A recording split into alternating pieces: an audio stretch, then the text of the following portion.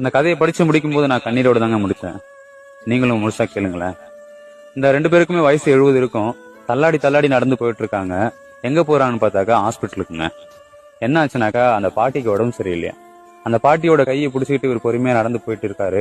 போயிட்டு டாக்டர் பாக்குறாரு. டாக்டர் கிட்ட கேக்குறாருங்க, ஐயா ஐயா இவங்களுக்கு என்ன ஆச்சுன்னு தெரியல, ரொம்ப பயமா இருக்கு, 3 நாளா சாப்பிடல, இவங்களை குணப்படுத்திட்டீங்க அப்படின்னாக்கா ரொம்ப புண்ணியமா இருக்கும் ஐயா அப்படின்றாரு. அந்த டாக்டர் சொல்றாரு, கவலைப்படாதீங்க, குணப்படுத்திடுவோம்னு சொல்றாருங்க. அதுக்கப்புறம் கூட்டு போய் செக் பண்றாங்க.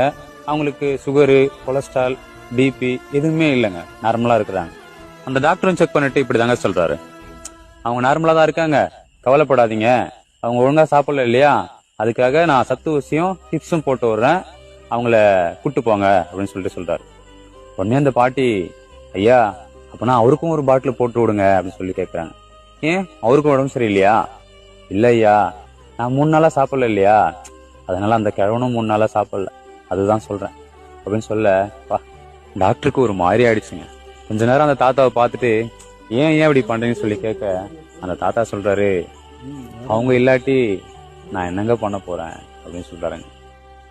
இந்த காதல் எந்த வயசுமே விட்டு வைக்க மாட்டேது. Download ShareChat.